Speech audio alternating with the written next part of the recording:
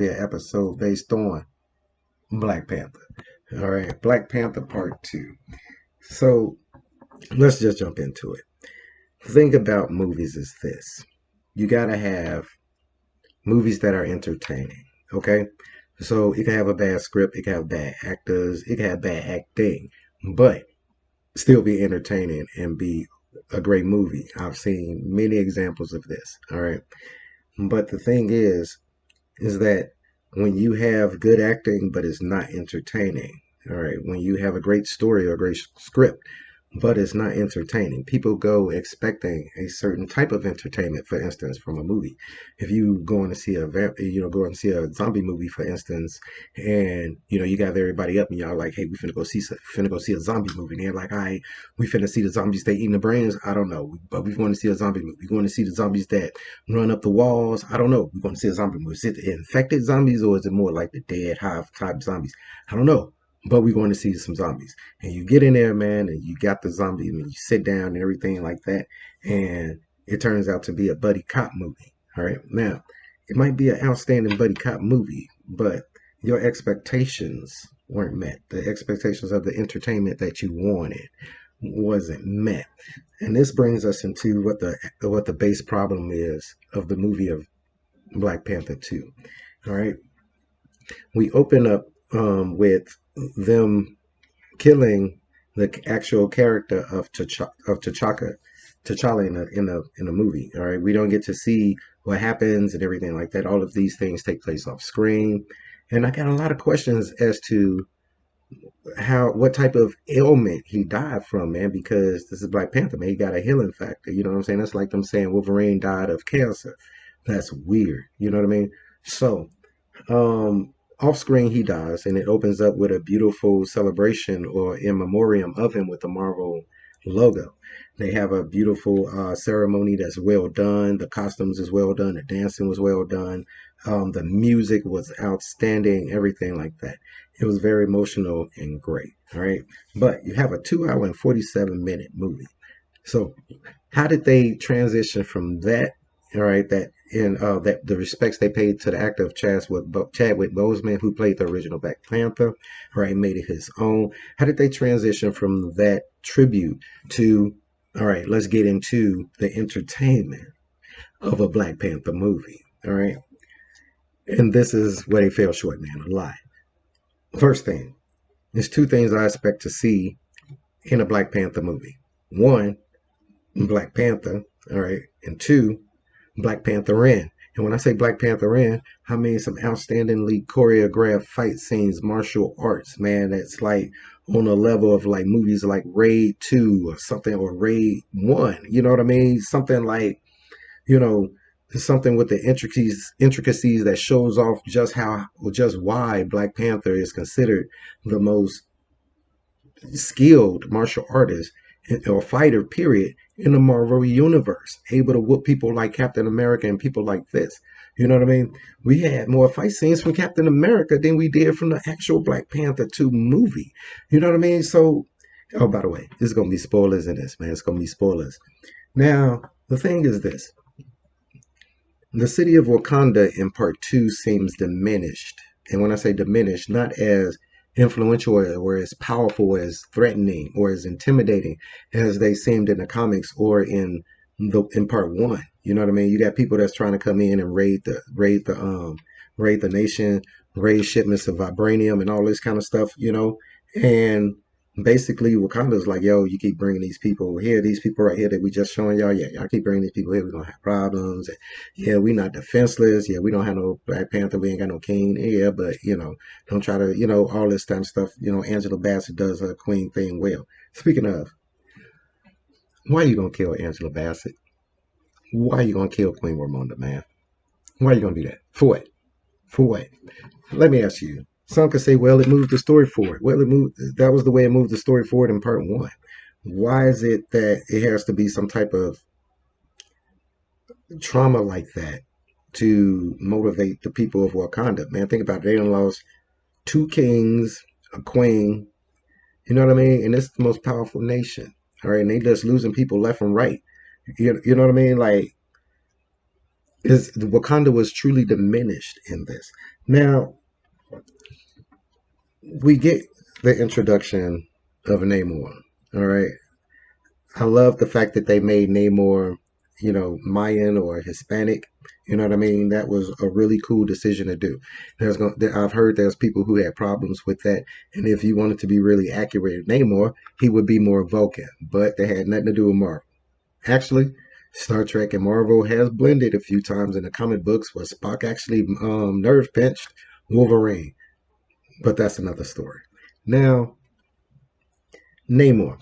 Let me tell you a little bit about Namor. Besides the fact that they messed up his whole little backstory in that little exposition thing that they had, but they tried to make him a three-dimensional character, kind of like Killmonger, but they fell so far short. It was kind of like he was starting to be that real charismatic, real.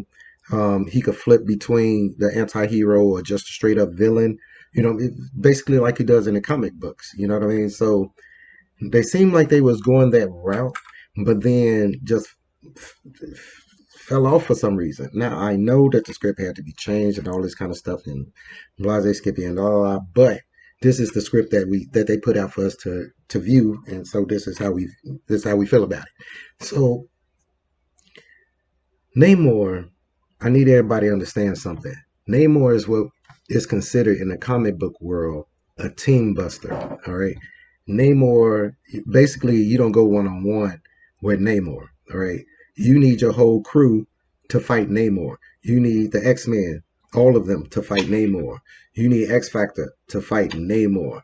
You need the Avengers to fight Namor. You don't just come up on Namor talking all by yourself, or you and your buddy talking about I'm finna fight Namor.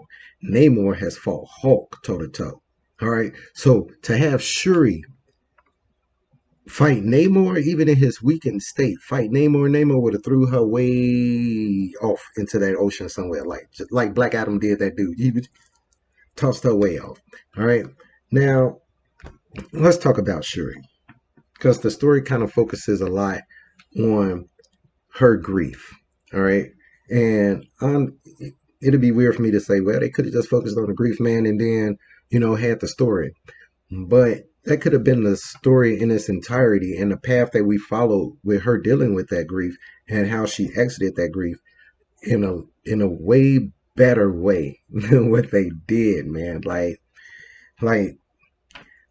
it felt like I was sitting through a drama, not a Marvel Black Panther movie. You know what I mean? Like I was sitting through people dealing with the aftermath of an actor dying. You know what? And them trying to write that into the script. Not that that's a bad thing, man, but that's again not why we're here. We're here to see some outstanding fight choreography with the Black Panther. So you tell me that you got a 2 hour and 47-minute movie, and the time when the first Black Panther in a suit popped on the scene was the last 20 minutes. So Trek then, what did they fill the rest of that time with? All right, let me tell you what they filled that with. They filled that with the women running around fighting, talking about their spears and swords and stuff like that, and getting fired and finding Ironheart and going through how Ironheart. So this little girl makes this device that can't nobody in the whole world make. And you mean to tell me that they didn't scoop her up and put her in some lab with some kind of government deal, protection, all this kind of stuff? Really? They just gonna let her continue to go to college and all this kind of stuff and get kidnapped by. Look, let me tell you, the whole plot was weird. So you got Namor that's like, look, man, y'all done brought the knowledge of vibranium to the world. Now they looking forward it down here where we at, man. I don't want to be discovered. Y'all need to correct this. The little girl who made this device, we didn't destroy this device, but she has potential to make another one, so we're gonna need to kill her. Not to mention the fact that you think that they would have just got a device like this from this girl without backwards engineering this, understanding this, and having the wherewithal to be able to not only remake it if it ever comes up missing or destroyed, but make it even better? You don't think, like, come on, man, like, come on, writers, like, it was a lot of stuff that they didn't think about in this script. Now, Why didn't Shuri have to fight to be queen? Is she not queen no more? Why did you not recast T'Challa? You know, with somebody like Michael Jai White, or you know, just somebody else to continue the story so that you can include people like Aurora. You know what I mean? Even in this story, the assassin lady that the queen ended up going to go rescue her daughter, for a moment, I thought that was Aurora. And for those of you who don't know who Aurora is, that's Storm, man. That's T'Challa's wife, man. How you gonna introduce mutants, the fact of T'Challa and all this kind of stuff, man, and then not even have a minute kill his character, man? You eliminate that whole relationship, which is super important. It leads to the X-Men. Like, there's a lot of stuff I'm not understanding about this movie, people. And from the looks of it, there's a lot of things, a lot of people not understanding about this movie. But overall, did I like this movie? No. I'm sorry to say I did not. And it hurt my heart because, again, brother went to the movies with his Black Panther gear on, man. I was set. Man, look. And now, man, 2 hours and 47 minutes. And the last 20 minutes, we see Black Panther um, backwards engineering the herb. This girl making a whole iron suit, old iron heart suit that looks kind of like like a character from one of those old PS2 games. You know what I mean? Like, as far as martial arts, look, let me tell you the best part of the movie to me. The best part of the movie to me is when Okoye and like that right hand henchman dude fought on the bridge.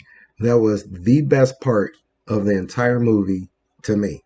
That 5 minute sequence right there was that was the whole best part of the movie to me. But there was a lot of things I did not cover because I didn't want this to be a wine bitch fest about this movie, that was made under some unusual and pretty hard circumstances. But again, they made it and they put it out as a finished product. So this is what they have to deal with as an aftermath of that.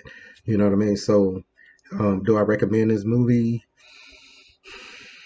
That'll be up to you guys. But to me, would I see it again? I mean, if we got enough people together, man, they was like, hey, I want to go see Black Panther, man. Fine. I got 3 hours to kill, nothing else to do. Can't, do nothing else. I go roll with you. You know what I mean? But thank you guys for watching. Please subscribe to the channel if you haven't. And as always, peace, recycle, and say the whales. You guys be cool.